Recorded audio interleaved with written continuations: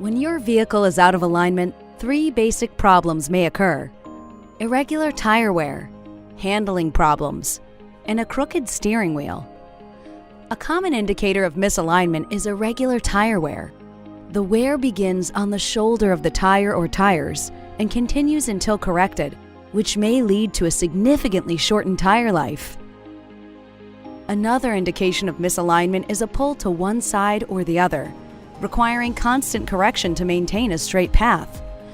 Additionally, a crooked steering wheel indicates your vehicle needs an alignment, especially if your vehicle has driver assist systems, which typically rely on data from the steering angle sensor to function properly.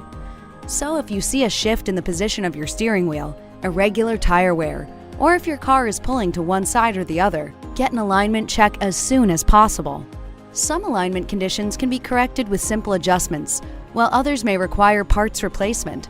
Ignoring these signs can make your alignment problems more expensive to address down the road, can reduce the life of your tires, and can even cause driver assist systems to malfunction.